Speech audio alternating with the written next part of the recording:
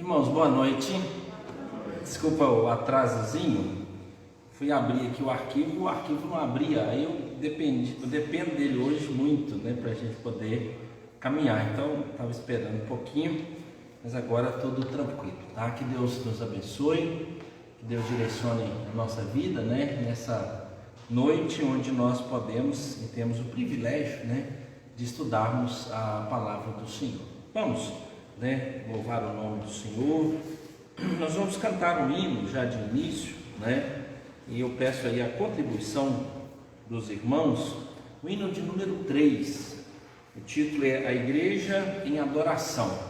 Eu sei que tem irmãos e irmãs aí que são mais, né, seguram mais os hinos, então eu peço a contribuição, né, dos irmãos para a gente poder chegar lá até o fim. Tá? Se você puder ficar em pé, para a gente poder cantar o hino de número 3, A Igreja em Adoração.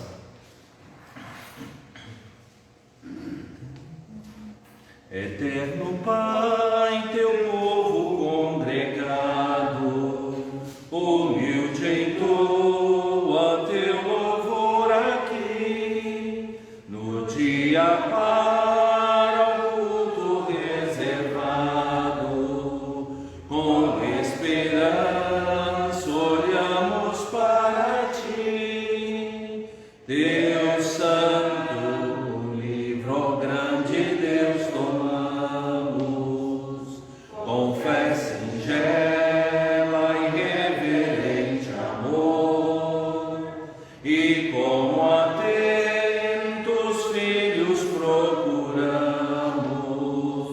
ciência na palavra do Senhor.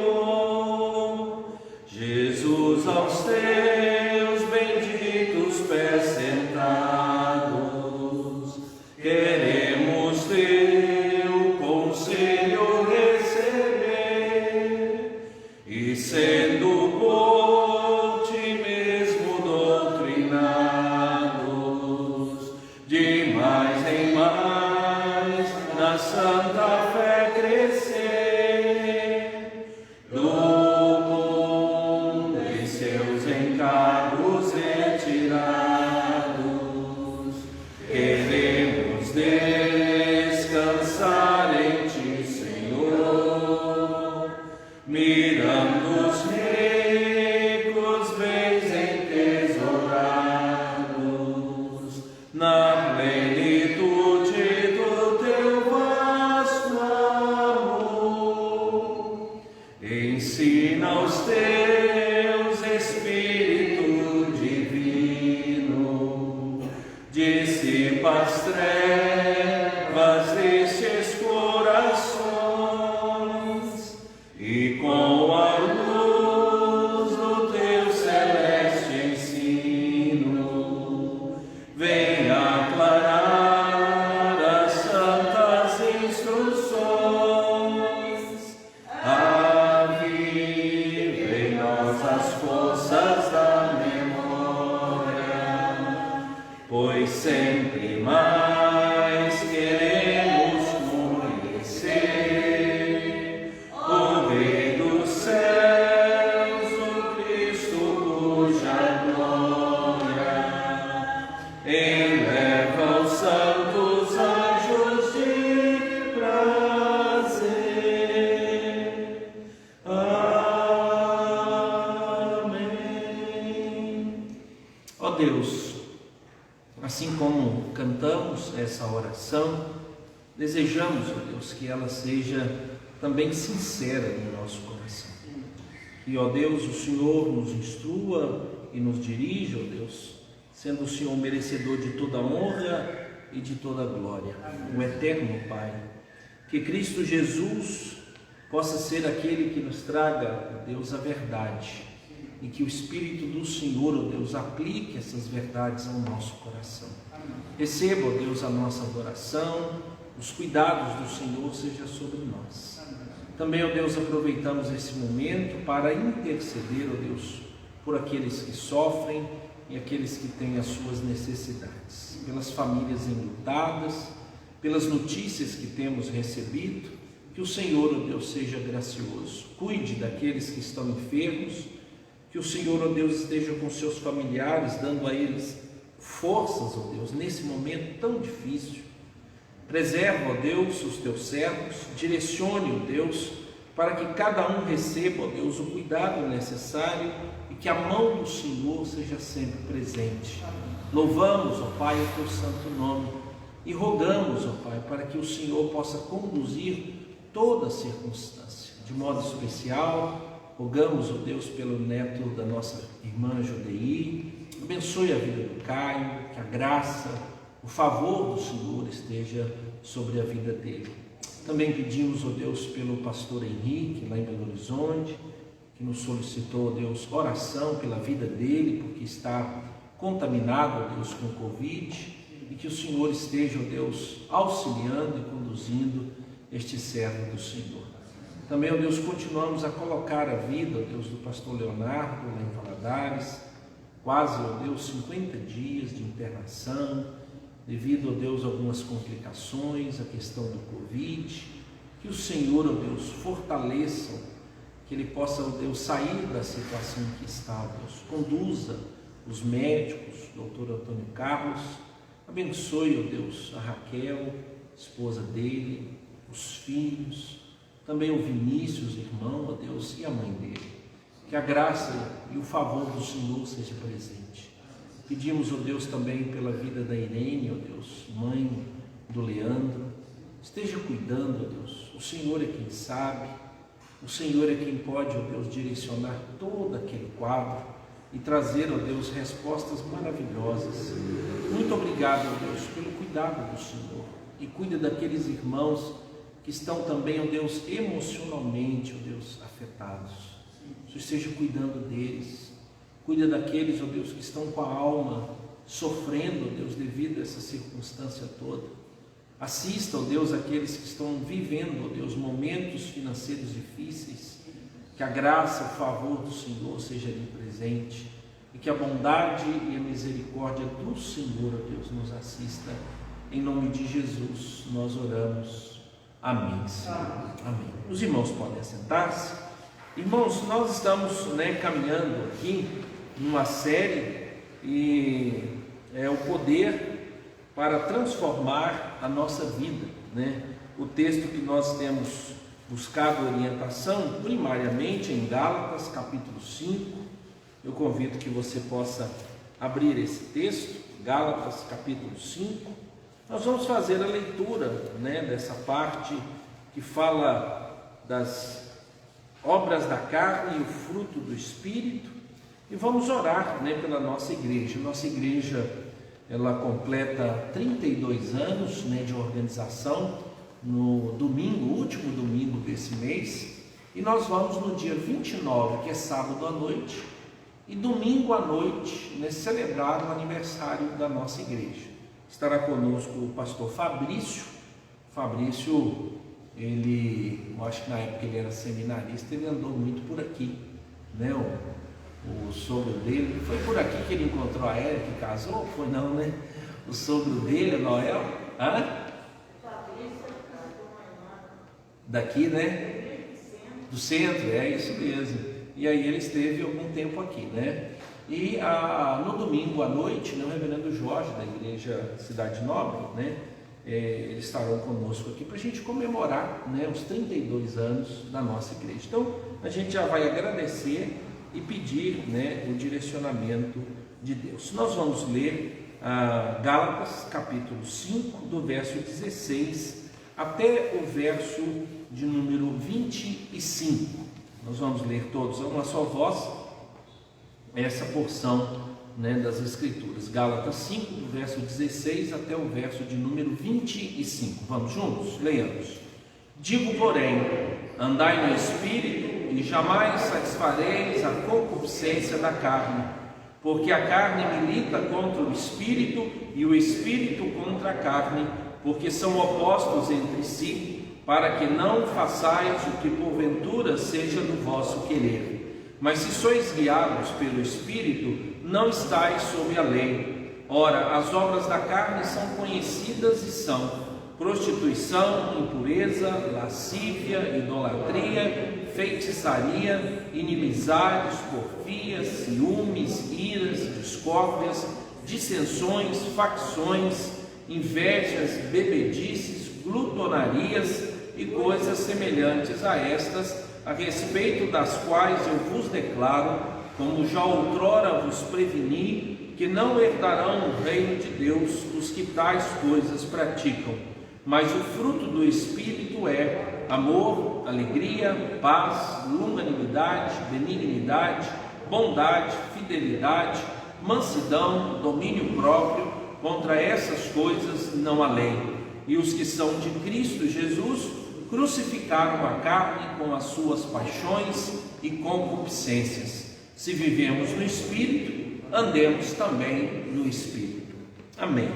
Irmãos, esse texto, sempre vai nos conduzir a esse pensamento, Então, antes da gente orar aqui, duas lembranças, bem claras, de que tudo aquilo que a gente estiver aprendendo não terá significado nenhum se não colocar em prática. Então, o propósito nosso aqui, acho que de um modo geral, não é explicar quais são as obras da carne e o que é o fruto do Espírito.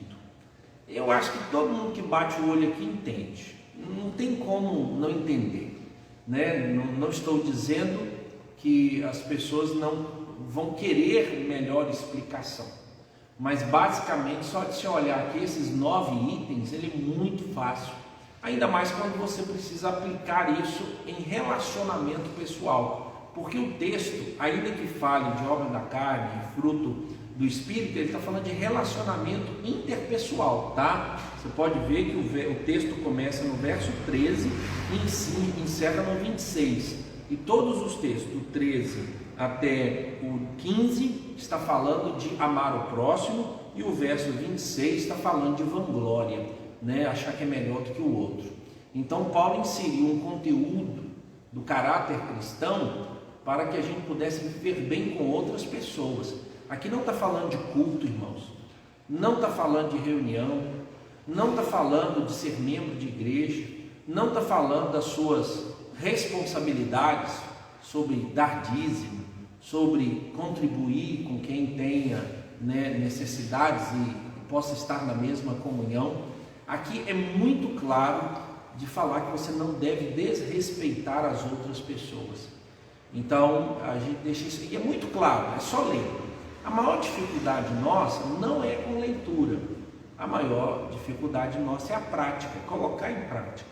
Então, o lembrar vai nos ajudar quando estivermos diante das pessoas, como nós vamos reagir. Como é que a gente vai agir em casa, como é que a gente vai agir nas reuniões, como é que a gente vai reagir na hora que a gente estiver dirigindo, como é que a gente vai reagir com a família. Então a gente precisa lembrar disso. Então, talvez o fundamento aqui não é explicação doutrinária mais, porque é muito claro o que acontece aqui, mas agora é a questão de comportamento. Como é que a gente chama isso? A ética é o fundamento, ou seja, é o escrito, mas o importante é a moral, ou a moralidade, ou seja, como eu me comporto. Então você tem uma ética, que é o texto bíblico, mas você precisa agora ter um comportamento, e talvez isso, a gente saiba cantar e explicar muito bem o que é o fruto do Espírito, qualquer pessoa que perguntar, Tanto que eu fiz hoje uma pesquisa, e a pesquisa minha foi essa, eu quero entender quantas pessoas estão explicando como agir, e as pessoas que estão explicando o que é o fruto do Espírito. E olha, foi difícil achar alguém explicando como agir no fruto do Espírito. Mas agora, explicar o que é o fruto do Espírito é o que eu mais achei de texto, é o que eu mais encontrei. Então, às vezes, a gente pode estar saturado da explicação, e pouco prático na aplicação.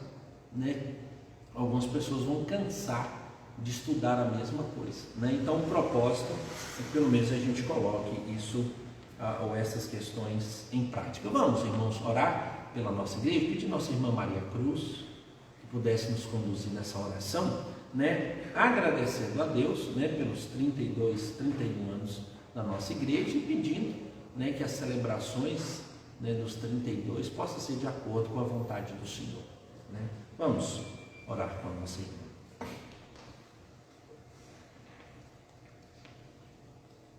Senhor nosso Deus, nós te louvamos, ó Pai, pelo teu grande amor para conosco. Sim, te louvamos, Senhor, pelo dia de hoje, pelo teu cuidado, pela tua provisão das nossas vidas.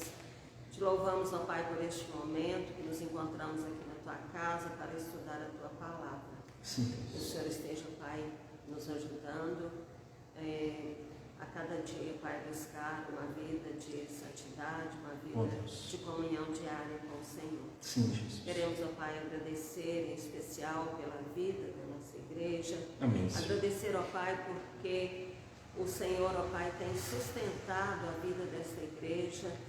E te louvamos, ó Pai, porque já estamos completando 32 anos de organização.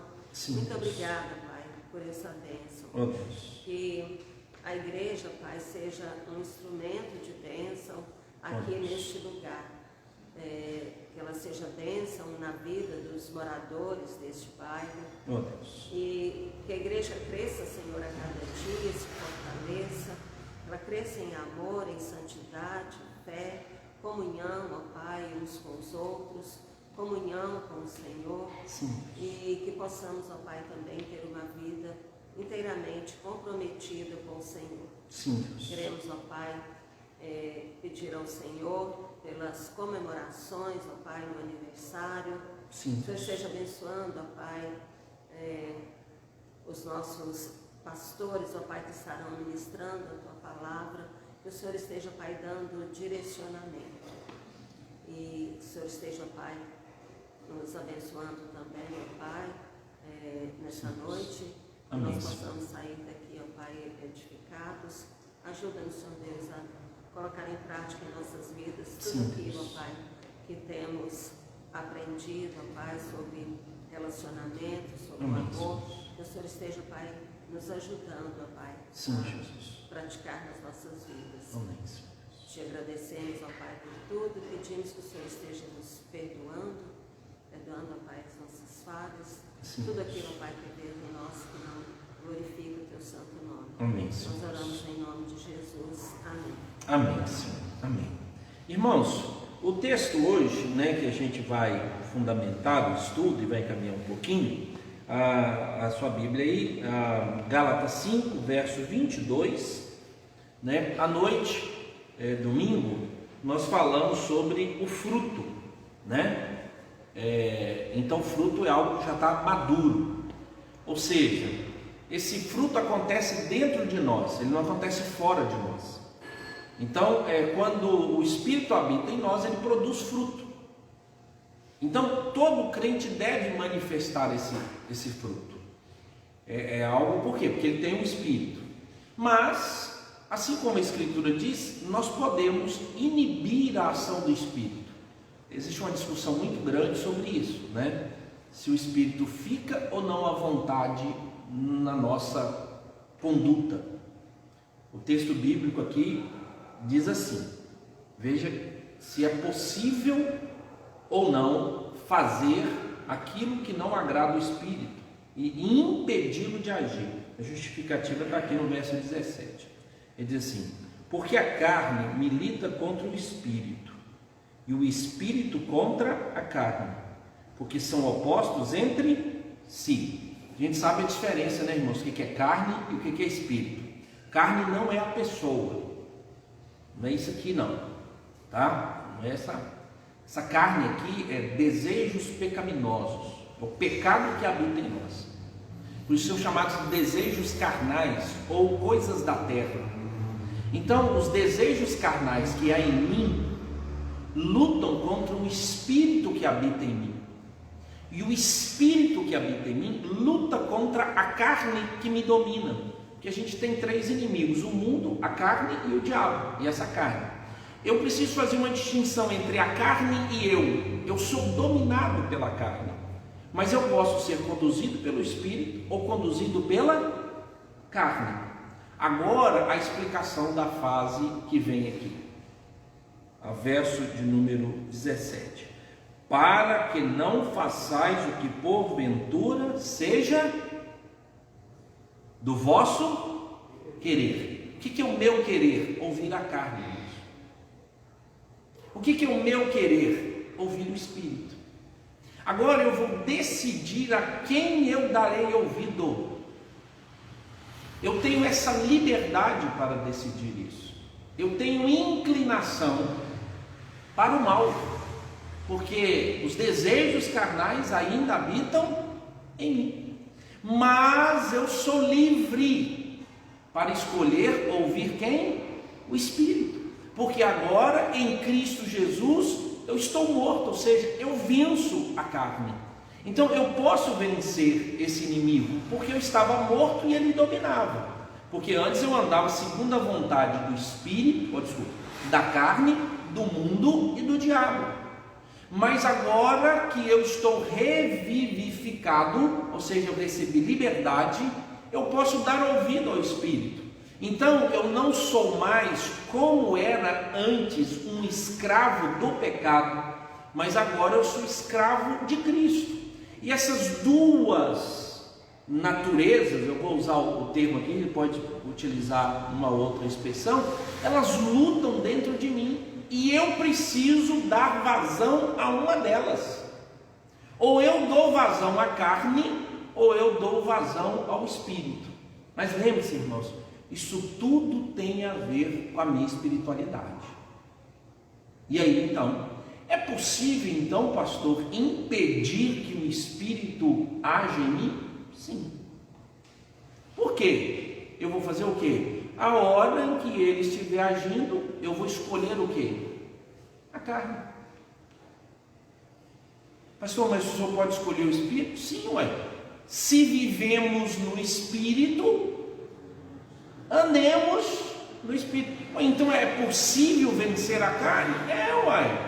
Andai no Espírito e jamais satisfareis a concupiscência da carne. Agora faz a frase ao contrário: andai na carne e jamais satisfareis os desejos do Espírito. A palavra concupiscência, irmãos, é desejo. É esse o termo. Só que na hora de traduzir para a língua portuguesa, os autores não utilizam a mesma palavra no português para explicar vontade e desejo. Por quê? Para não confundir a nossa mente. Porque a palavra que aparece aqui, concupiscência, é desejo. Ou seja, andai no Espírito e jamais satisfareis os desejos. Mas preste atenção, para que a palavra desejo seja explicada de forma direita para nós, não é porque a Bíblia está errada, não, é para a gente entender.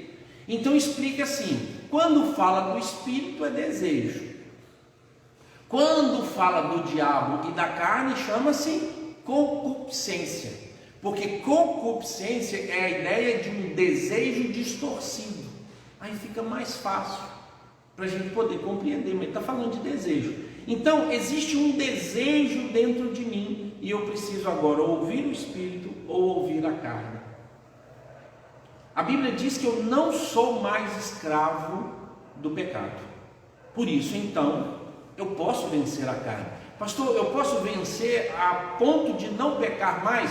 A Bíblia não diz isso. Ela diz que a gente tem que vigiar e orar para que não entrar em tentação. A Bíblia diz que eu tenho que orar, que somente no céu eu experimentarei uma natureza totalmente livre da manifestação da influência e da presença do pecado. E enquanto eu estou aqui, Deus me deu tudo aquilo que eu preciso para viver vida de santidade. Então eu tenho uma luta, há uma luta. E ele diz que o Espírito milita contra a carne. Agora preste atenção, irmãos, a carne já estava em mim e o Espírito então passou a habitar em mim. E o Espírito ele está lutando contra a carne.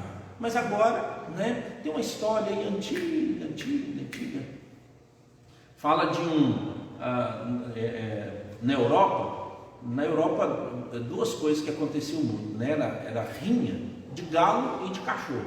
Então você tinha os cães que eram colocados para brigar e os galos que eram colocados para brigar. Então muita gente das igrejas anglicanas lá na Inglaterra foram disciplinadas por igrejas porque tinham cachorros e galos para rinhas. E aí então, dessa época, surgiu uma informação de um dono desses cães, que ele levava o cão para a rinha e ele tinha plena convicção e sabia perfeitamente qual cão venceria. Então eles falam que eram cães de duas cores, uma hora um cão preto e outro um cão branco, ou um preto e um caramelo. Eu já vi essas diversas histórias. E aí então um repórter, já existia repórter naquela época, tá, irmão? E ele estava investigando e querendo saber como é que na hora das apostas esse moço nunca perdia. E aí então até que ele revelou o segredo. Ele disse: os cães são meus. E o dia que eu quero que o cão branco vença, eu alimento ele melhor, eu cuido dele melhor, semana toda. E era o domingo, o dia das rinhas, né? É perguntado assim, o que impedia, ou o que competia com os cultos na época, né, lá da Europa, em 1700, 1800, eram rinhas, não era futebol e nem Fórmula 1, eram rinhas, era cheio de rinhas, então era a diversão que a turma tinha. Ia lá ver jogar, hoje é futebol, né? Até o futebol agora já mudou, o horário não atrapalha, mas está voltando a Fórmula 1, a turma já está querendo não ir à igreja para poder assistir Fórmula 1, está às 10 horas, então a turma já está. Então naqueles tempos lá ele disse: o dia que eu quero que o outro cão vença, eu alimento ele bem e faço. Também assim, irmãos, na nossa vida espiritual. E você sabe o que você está alimentando. Pastor, mas eu não escolho isso. Nada, gente, não tem isso. Nós escolhemos, faz parte dos nossos desejos. A gente não quer entrar na disciplina, que a gente sabe que é doloroso, que é de sacrifício, mas é isso mesmo, a gente escolhe fazer isso. Ou você escolhe alimentar o espírito, ou você escolhe alimentar a carne. E aí então, quem é que vai te dominar? Se você conversa com as coisas do espírito, vive nas coisas do espírito, anda nas coisas do espírito, então você vai estar forte. Mas se você resolver então alimentar as coisas da carne, você vai estar fraco na sua caminhada espiritual. Então ele trata desse item, né, sobre aquilo que eu devo fazer. E eu sou livre, irmãos. Tanto que Paulo diz, o verso onde ele fala sobre isso, né, irmãos? Verso 13, mais uma vez, para a gente poder compreender que nós experimentamos uma liberdade que o Espírito colocou em nós. Verso 13 diz assim: porque vós, irmãos, fostes chamados à liberdade, porém não useis da liberdade para dar ocasião à carne. Sede antes servos uns dos outros pelo amor. Seria bom explicar. Pastor, o que é liberdade? É simples, irmãos. Antes, uma pessoa, para que ela pudesse ter seus pecados perdoados, ela tinha que obedecer à lei. Não é livre do diabo aqui agora, não, tá? Ele não está falando do diabo, não. Ele está falando de ser livre da lei. E a lei tinha mandamentos e mandamentos. E todos os mandamentos da lei, ela visava a glória de Deus e o benefício da outra pessoa. Só que Paulo veio e diz: vocês não precisam mais guardar a lei. Opa! Então eu não preciso honrar a Deus e nem respeitar as pessoas. O resumo da lei não é isso? Os 4 primeiros a Deus, os 6 últimos as pessoas. E aí ele disse: não, gente, vocês estão entendendo errado. É para continuar guardando a lei. Ele disse: mas você está falando que a gente é livre? Vocês são livres. Vocês não são mais salvos porque guardam a lei. Vocês são salvos porque creem em Cristo Jesus, e a graça veio e libertou vocês. Mas preste atenção, a graça não veio trazer a vocês ocasião para dar lugar à carne, mas agora vocês vão dar ocasião, vão dar lugar ao Espírito. O que ele está dizendo? Ele diz: antes você guardava a lei para a salvação, hoje você guarda a lei para a confirmação da sua fé. Então não é que é para abandonar aquilo tudo, porque Jesus diz: se você me ama, guarda os meus mandamentos. Tiago vai falar que da possibilidade de alguém guardar todos os mandamentos, mas tropeçar em um só, ele é réu de todos. Cristo Jesus reformulou a visão e o entendimento dos mandamentos.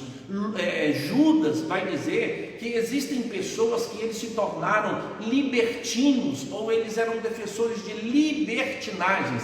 A libertinagem é quando você usa a sua liberdade de forma errada, irmãos. É isso.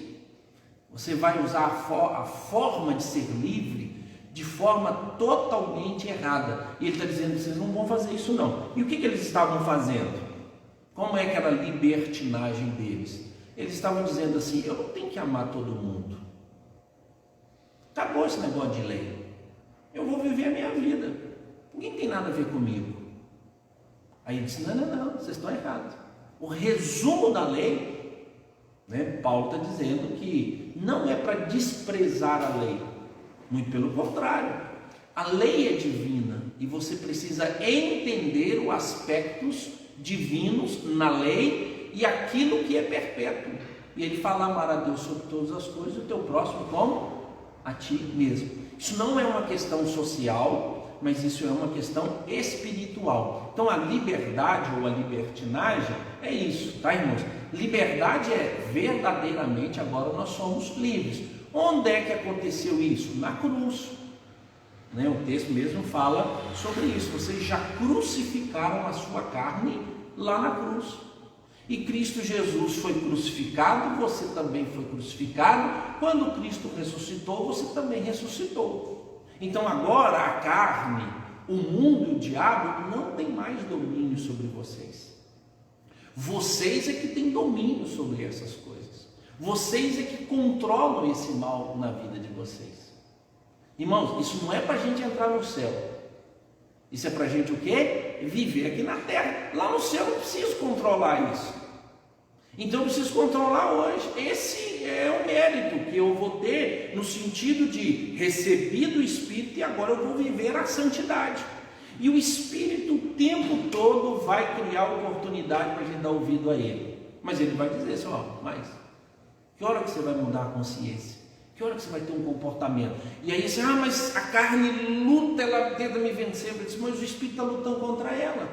É justamente o Espírito, como disse o Elben Len César, que é um pastor falecido, que ele era pastor em Viçosa. Deus colocou uma barreira enorme de proteção da carne, e chama-se Espírito Santo.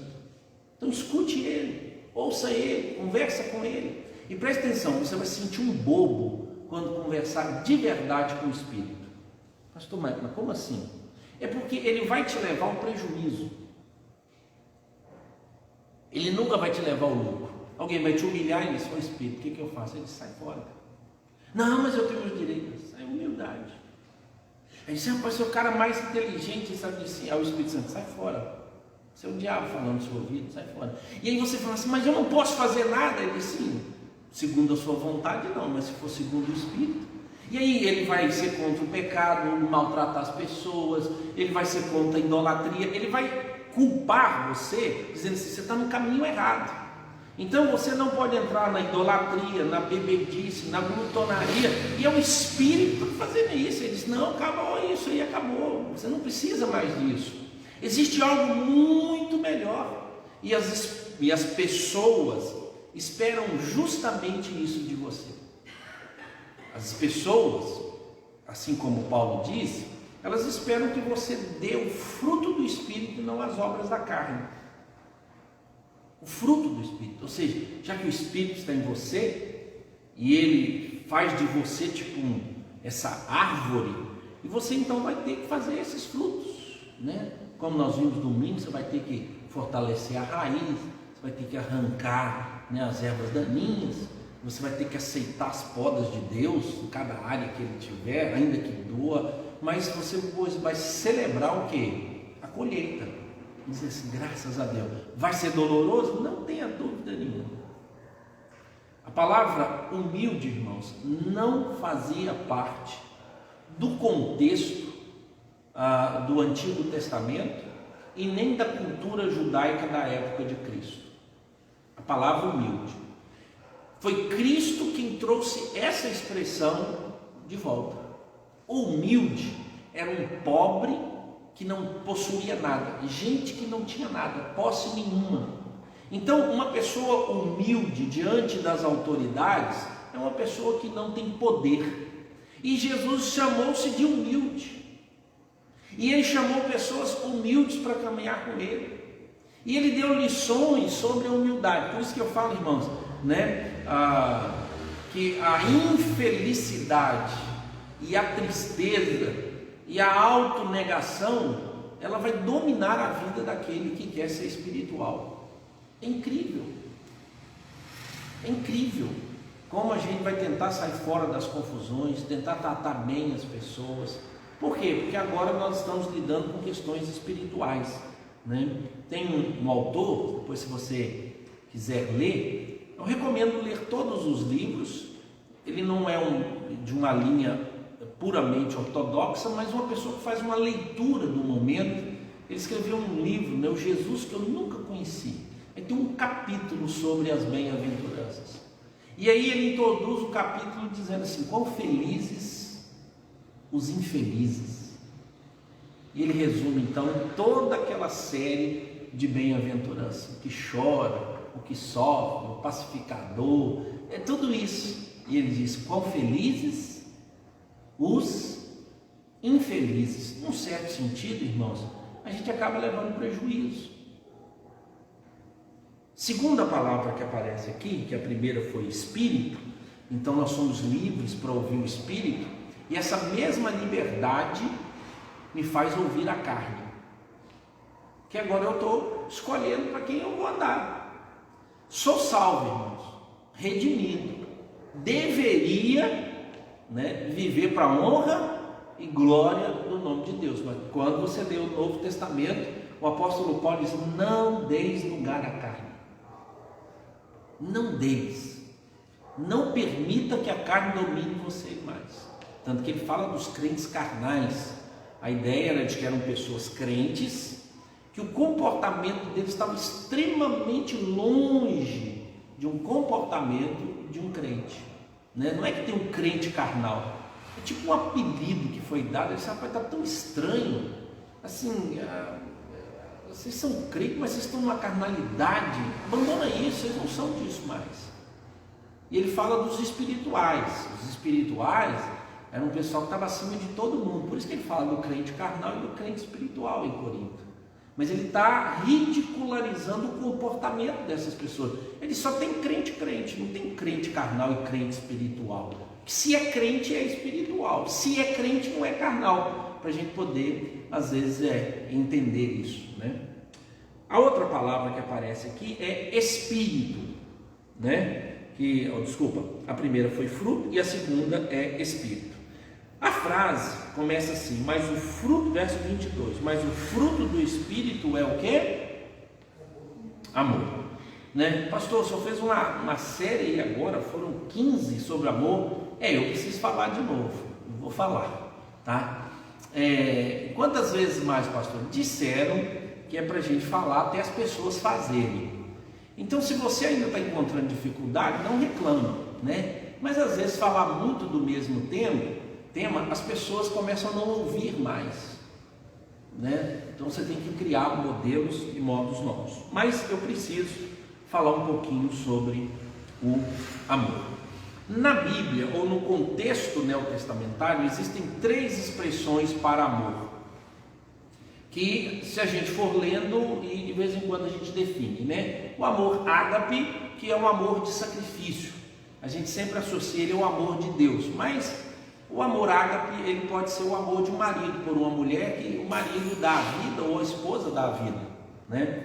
Ouvi uma história que esse negócio de dar a vida, tinha uma mulher que perguntava para o marido: você me ama? Aí ele disse: por você eu daria a vida. Ele disse: por que você não dá logo? Então a mulher estava querendo que o cara despachasse, sumisse, mas a ideia é essa. Então, porque a gente sempre associa a ideia do ágape ao amor divino, não, mas é um amor às últimas instâncias e um amor que está desprovido de ganho. A ideia é essa. Então, por isso que associa então esse termo ao amor de Deus, né? Você tem o amor filéus ou o amor filadelfo, né, que dá a ideia de fraternidade, pessoas que têm algo em comum, que vivem juntos. Então dá essa. Por exemplo, um casal pode ter um amor filéu, você encontra neles uma amizade, mas tem casais que não são amigos, eles são adversários no casamento. Você sabe disso, você percebe. Aí porque a mulher gosta mais de um filho, o outro gosta, e aí a casa não vive, a família do outro, eles estão unidos de carne, a sexualidade, eles criaram uma família, mas eles não contam as suas dores, seus segredos, não são amigos, eles são casados. E o amor deles é um amor que está longe da ideia de encontrar essa amizade. Se você estiver descobrindo isso no seu casamento, né, você pode, e dá para descobrir. Você descobre que você é a última pessoa a saber das coisas, você nunca discute, nunca compartilha, nunca conversa, não tem amizade, né? Você tem o amor eros. O amor eros, ele é um amor de afinidade profunda a ponto da sexualidade. Por isso que vem, né, esses termos, né, o termo tipo eroticidade, vem daí. Ele culmina na ideia da sexualidade. Então ele é um amor mais avassalador, mais apaixonado, mais de conquista, e ele está aí. Às vezes uma amizade é assim, não tem nada a ver com a sexualidade, mas são dois amigos que eles sabem que um tem interesse no outro, no sucesso, na vida, e pode, mas a gente sempre associa mais separadamente o ágape, o amor de Deus, o filé, o amor entre os irmãos, o eros, o amor de um homem com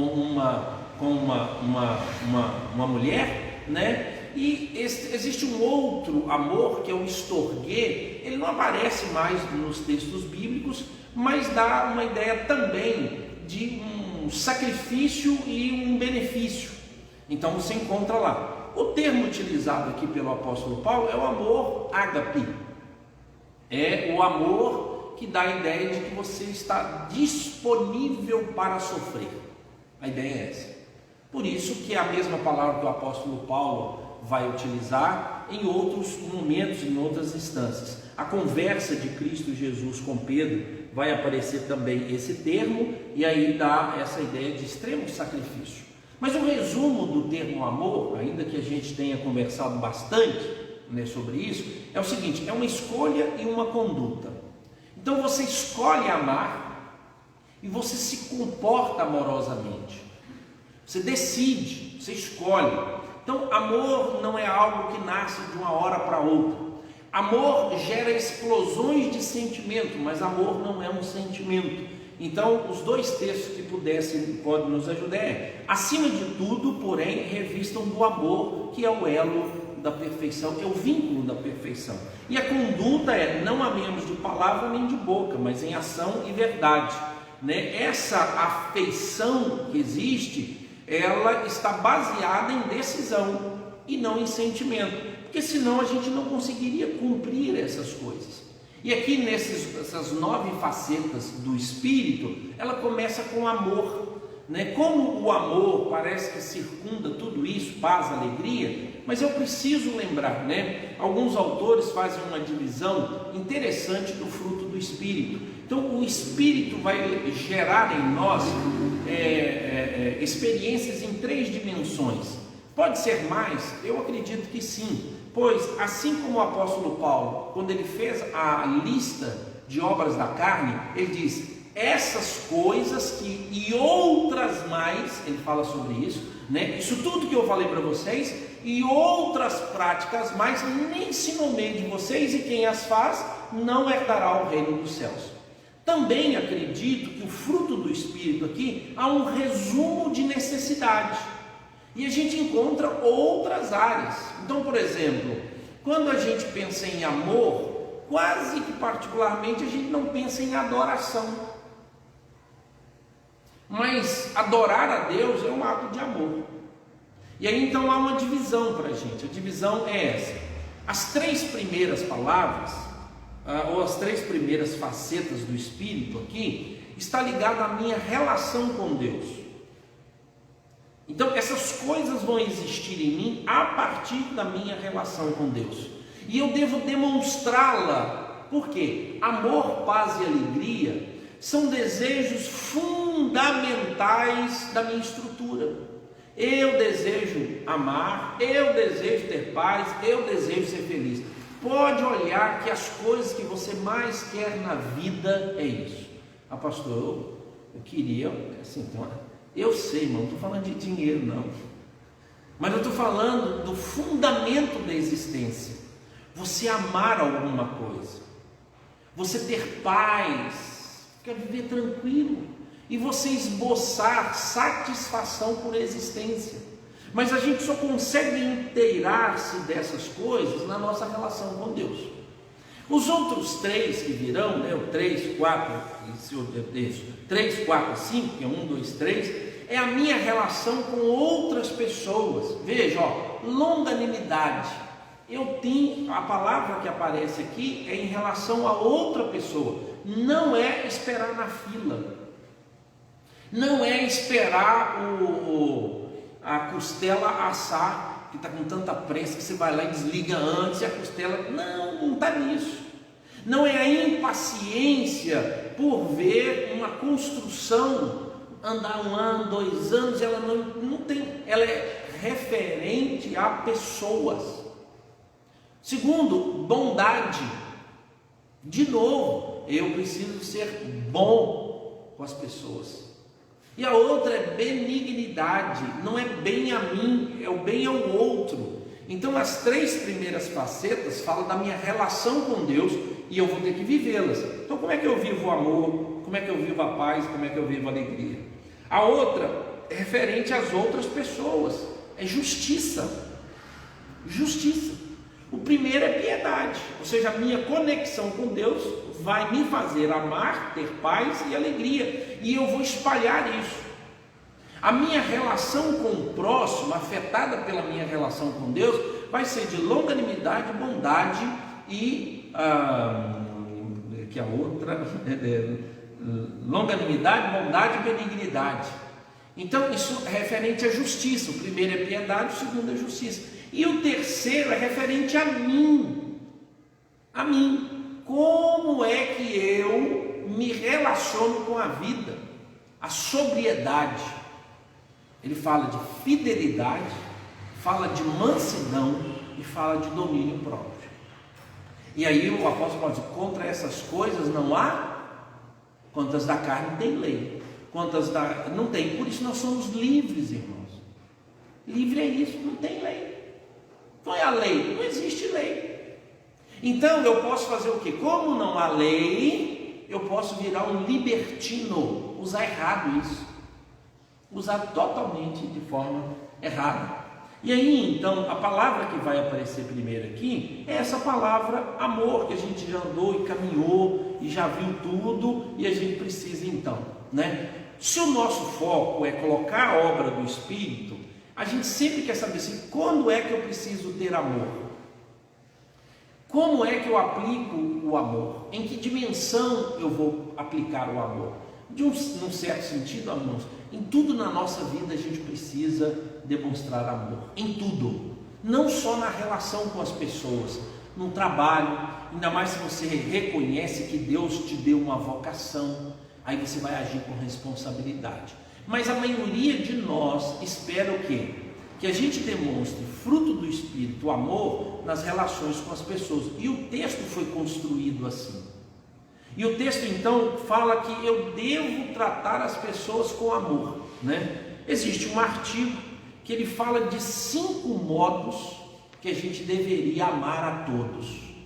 E talvez a gente vai ouvir de novo, mas quando é que a gente vai querer colocar em prática?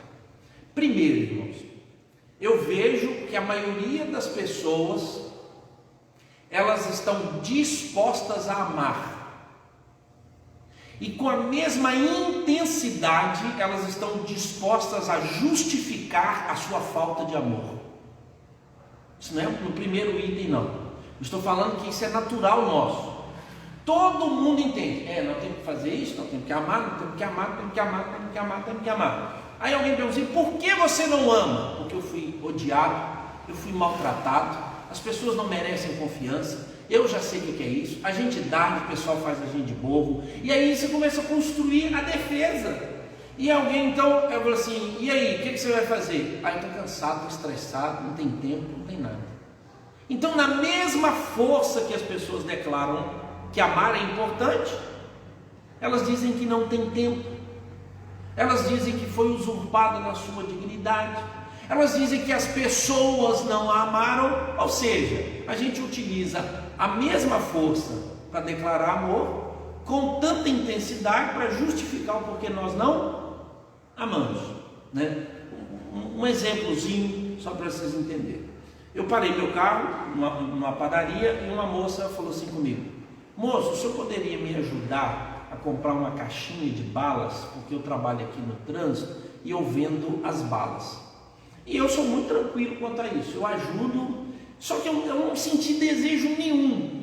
Eu falei só, hoje eu não vou te ajudar, um outro dia eu posso. Quando eu entrei, e aí eu comprei pão, né, levar para casa. Quando chegou no caixa, eu perguntei à menina assim: moça, olha, porque na minha concepção eu podia estar sendo enganado por aquela menina. Então lá no fundo, mas eu decidi não ajudar. Eu falo que eu não tenho problema com isso, porque eu ajudo, e muito. Quem me pede na rua, eu quero saber o motivo, eu quero ouvir a história. Às vezes a pessoa está com fome, em vez de dar dinheiro, eu vou lá dar o lanche. E eu sempre pergunto o que está acontecendo. Então eu nunca, só que assim, naquele momento, a pressa, o momento, e eu falei assim, hoje eu não vou ajudar. Mas em mim havia aquela ideia assim, eu não sei como é que essa pessoa vai ajudar. Eu ia ajudar com 10 reais, foi isso. É o que eu sabia que eu tinha trocado na carteira. Aí ela me pediu. Eu entrei na padaria, comprei o pão, quando cheguei no caixa, disse: moça, você conhece aquela menina ali? Conheço. Ela vem muito aqui todos os dias. O que ela faz aqui? Ela fica ali no trânsito, vendendo. Quando ela me falou isso, eu falei: eu vou dar o dinheiro para ela comprar, quero saber o valor do negócio e talvez eu possa fazer uma parceria e ajudar. Essa foi a minha decisão. Quando eu terminei de pagar, porque tinha uma moça na frente, atrasou, quando eu saí, ela atravessou a rua, foi lá para o outro lado e entrou num carro. Parece que é um carro que estava carregando uma van. E aí eu falei: ixi, a menina foi embora. Ela disse: não, mas todo dia ela está aqui. Aí eu falei para a menina: se eu deixar esse dinheiro com você no caixa, você entrega ela amanhã para mim, porque eu não sei se eu vou encontrá-la. Aí a moça falou assim: eu não posso pegar nenhum dinheiro e não posso colocar nenhum dinheiro no bolso, porque quando eu fecho o caixa, eu não posso ter nenhum dinheiro. Porque se der algum problema, esse dinheiro que estiver comigo, todo meu dinheiro tem que ficar na bolsa. Quando eu fecho, eu não posso, então eu posso ter problema. Aí eu falei: mas você não tem como? Ela falou assim: eu não tenho como ajudar. Quando eu saí, eu não encontrei mais a menina. Eu estou assim, já 3 dias eu passei no mesmo lugar, já deixei um recado, e aí já acharam a menina e eu quero ajudá-la. No meu coração, isso. Mas ao mesmo tempo, a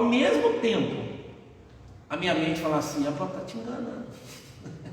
A Paula está te enganando, ela vai pegar esse dinheiro, vai usar droga. E eu estou lá, eu falei assim: não, eu vou lutar, eu quero saber a história dessa menina. Eu decidi fazer isso. Eu poderia simplesmente, vamos embora, acabou a oportunidade, né, e tudo. Mas não, né? Por isso que eu estou dizendo, com a mesma força que a gente deseja amar, irmãos, a gente faz o quê? Arruma uma desculpa, tá bom? Então, cuidado com isso. Não é o quanto você sabe, agora é o quanto você faz. Então, decida fazer. Por isso que amar tem essas duas dimensões, a escolha e a ação. Escolha amar, decida. Não sinta, decida. E faça. Ponha meta, estabeleça a meta no seu casamento, com as pessoas, né? E aí então, como é que a gente lida com pessoas difíceis? Vai ser rápido os 5 pontos. Primeiro, experimente o amor de Deus. Pastor, isso não está bacalhando o negócio aí. Não estou conversando com quem? Não. Preste atenção. Eu disse que o problema nosso não é de relacionamento. O problema nosso não é de finança. O problema nosso não é de ganância. O problema nosso é espiritual, irmãos. Deus tratou isso como espiritualidade. Não tratou isso como um comportamento comum. Ele diz que se nós espiritualmente não estivermos preparados, não vamos ajudar as pessoas. Então, a conclusão em Cristo é que se nós estivermos acertados com Deus, nós amaríamos as pessoas. Que é isso, pastor? Olha, Quando Jesus chega, uma turma pergunta para ele assim: Senhor Jesus, o que eu tenho que fazer para entrar no céu? Para ganhar o reino de Deus? Você se lembra que pergunta foi essa e que hora foi? Se alguém lembrar aí, pode ajudar. Você levanta a mão para eu saber quem está falando. Lembra dessa passagem? Eu já vi. Viu? O senhor lembra como é que desfecha agora? Você encontrou com um rapaz que eu tenho que fazer para herdar a salvação e tudo, conversa. E ele fala: vem tudo que tem, tudo. Veja que virou ação. Tem Lucas, tem Marcos, tem todos eles. Lembra de mais outro?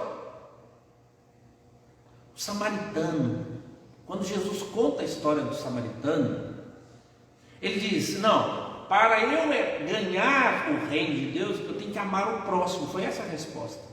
E Jesus perguntou: qual é o resumo da lei? Como é que se resume a lei? Como é que entra no céu? Ele disse: eu guardar os mandamentos. Jesus falou com ele: se vocês fizerem isso, vocês entram no céu. E aí então eles perguntaram: amar a Deus, eu sei quem é, porque Deus está lá, né? Eles não tinham dúvida. Eles eram os religiosos. Ele disse: mas quem é meu próximo? Olha o teste. Veja que a salvação parou onde? Amar o próximo. A gente sempre entende que amar a Deus me salva. Só que a lei, ela é muito clara, que eu tenho que amar ao próximo. Ou seja, eu vou conseguir fazer isso muito mais claramente quando eu entender o que Deus quer com o próximo. E aí então ele conta toda aquela parábola. Veja que ele faz um contraponto. Veja que ele coloca dois religiosos que não fizeram nada por quem? Por quê, irmãos? Porque os religiosos estavam certos. Não estava errado, não. O sacerdote e o levita não deveria tocar, por exemplo, numa pessoa que supostamente estivesse morta. Eles não poderiam interromper o culto. Estavam certos. E às vezes, irmãos, a nossa religiosidade nos coloca tão distante de Deus quanto nos coloca das pessoas. Porque, presta atenção, você não escolhe vir ao culto e cultuar a Deus, por que amar as pessoas você não escolhe? Esse é o confronto. Não, pastor, porque lá não dá trabalho. É isso mesmo aí. Você vem para cá, senta, vai embora, tranquilo. Agora, irmãos, amar, você tem que enxugar as feridas, você tem que ir acompanhar, você tem que colocar no seu cavalo, tem que ir a pé, tem que achar uma hospedaria, tem que mandar cuidar, e depois eu vou voltar para dar continuidade. Gente, é muito mais difícil amar as pessoas do que amar a Deus, gente. É muito mais difícil viver com a esposa do que viver com Deus. Vou falar, é muito mais difícil viver com esposa do que viver com Deus. É muito mais difícil viver com a minha família. Por isso que a gente sabe que o pior lugar para a gente dar testemunho de crente é onde? Acabou o horário, né? Ele já avisando ali para nós. Obrigado. É ou não é?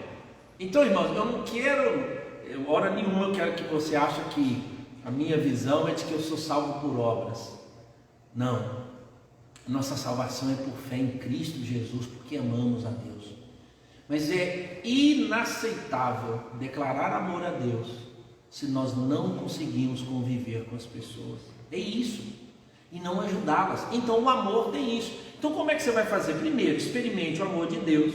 Segundo, perdoe seus inimigos. Eu vou te explicar por quê. Toda pessoa que tem um inimigo no coração, ele tem dificuldade de amar os outros, porque ele se sente hipócrita. Toda vez que ele quer demonstrar cuidado a alguém, ele lembra que ele tem um problema lá atrás. Ele sabe disso. Então isso vai sufocá-lo tanto. Ele precisa perdoar. Ele precisa reconciliar. Ele encontra dificuldade. E olha que Deus colocou disso. Se você souber que tem alguém, algo contra você, quando vier trazer o culto para mim, o dízimo, a oferta, né, o que for, porque a gente acha que se for dizimista, a vida da gente vai bem. E se não for perdoadista, também vai mal. A gente tem que ser dizimista e perdoadista. Se você não perdoa, esse dízimo não vale nada não. Por quê? Porque ele nem era para ter entrado. É assim, quando você for, volta, reconcilia e traz. Veja que Deus disse: eu não quero de vocês nada se você não consegue entender com quem você caminha. Eu acho pesado, mas é assim que Deus fala. Mais uma, né? Eu teria 1000 ilustrações, mas eu não posso. Mais uma. Pense com ternura. Então você não tem que ser somente passivo. Se alguém me procurar, se alguém me fizer o bem, se alguém fizer alguma coisa para mim e tudo mais. Como é que você vai pensar com ternura? Como é que você vai elaborar um modo de ajudar alguém? Alguém que sofre, alguém que tem uma necessidade. Eu acho lindo, irmãos, todas as iniciativas da igreja, mas eu acho assim muito precário a iniciativa pessoal. Eu vejo muitas pessoas dizerem: a igreja podia fazer isso, a igreja podia fazer, e ela não faz. Ela faz escondido no grupo, no número. Aí você pega, vamos usar a sociedade, a sociedade fez e tudo, mas se a sociedade não existisse, você faria? Porque eu vejo as pessoas, elas sempre são motivadas porque um grupo está conduzindo, mas ela não faz. Ela é capaz de passar um ano sem ajudar ninguém, mas o dia que a sociedade interna faz, ela diz: maravilha, que bom. Ela sabia que devia fazer. Aquele que sabe que tem que fazer o bem e não faz, nisso está pecando. É ótimo incentivo da igreja? É, só que o texto bíblico diz que é você que tem que fazer.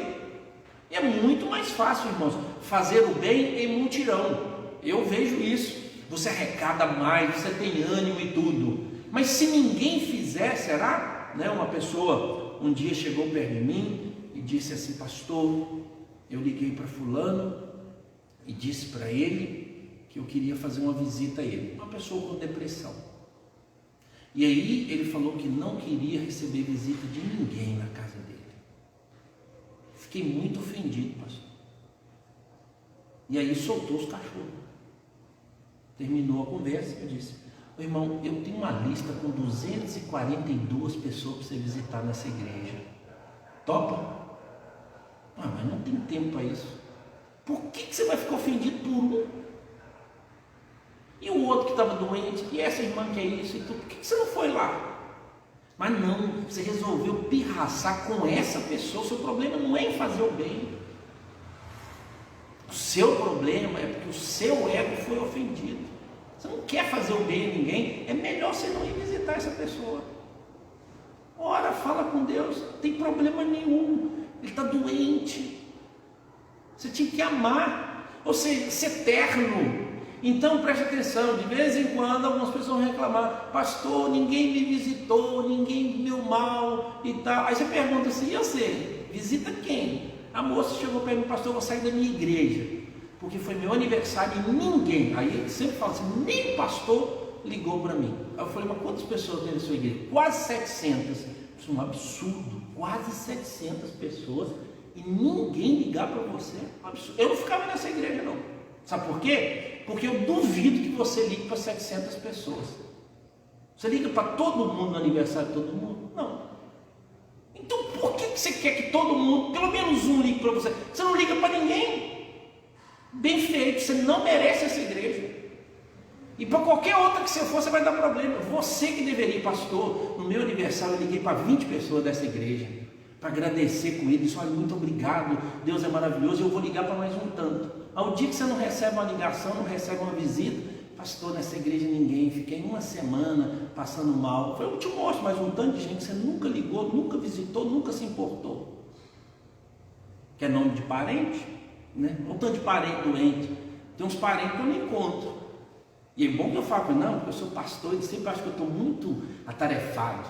Mas de vez em quando eu encontro com eles na rua, eles dizem: mas você não vai na minha casa. Eu disse: você também não vai na minha.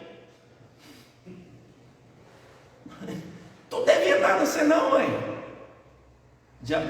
Estou falando para os dodói, né? Os dodói, de vez em quando. Por isso, irmão, às vezes amar vai precisar dar uma sacudida nas pessoas. Depois você apresentar um relatório que visitou todos os aniversariantes dessa igreja e tudo, aí você pode reclamar que ninguém foi no seu.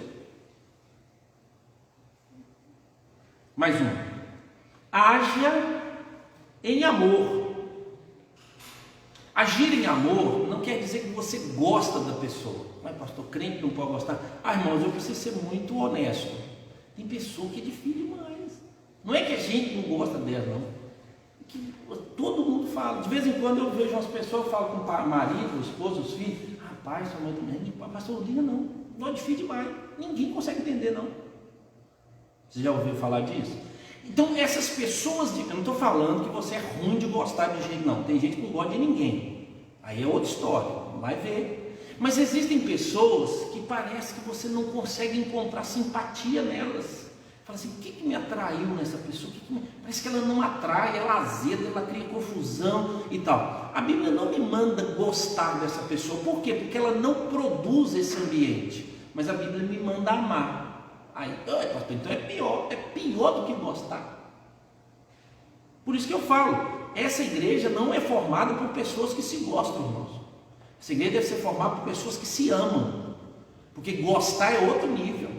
Você sabe que fulano e tal, tem gente, você precisa lidar com isso, e você vai descobrir que alguém um dia fala que não gosta. E é comum, todas as pessoas que declaram não gosto de fulano, não gosto disso, daí a pouco você vê um tanto de gente dizendo a mesma coisa sobre ela, também não gosta, vamos enjoar. Todo mundo que tem um padrão altíssimo, eu não gosto de fulano que falou isso e tal, quando ele começa a estabelecer, pode saber que é a pessoa menos querida.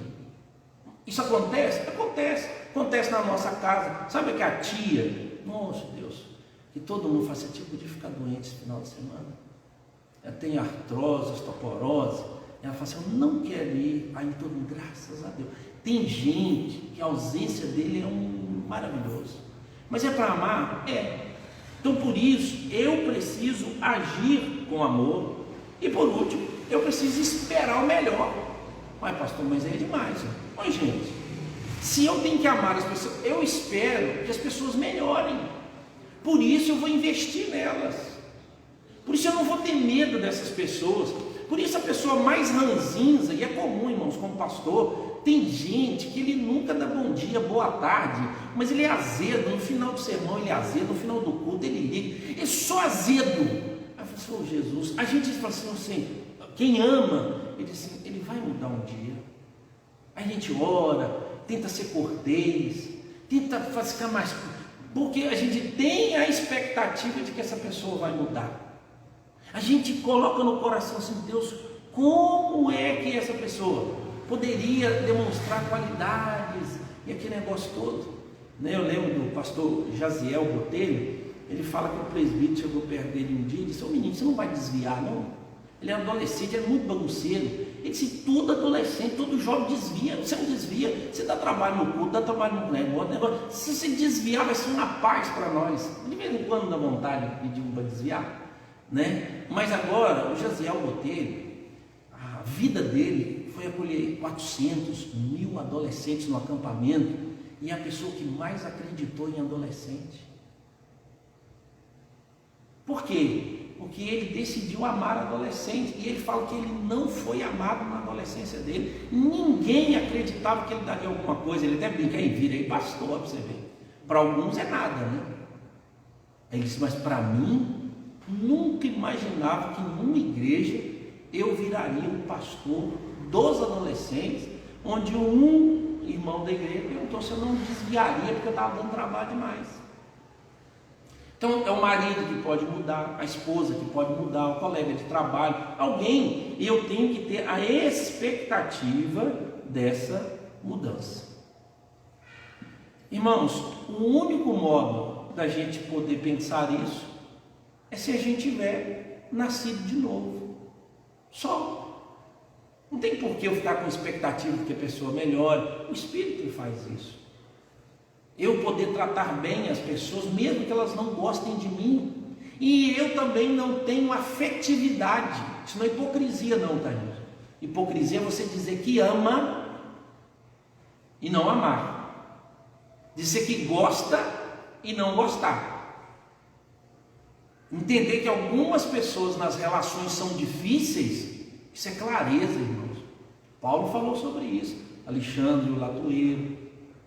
Ele falou de Demas, ele falou da turma que abandonou ele, mas ele não colocou ódio para fora.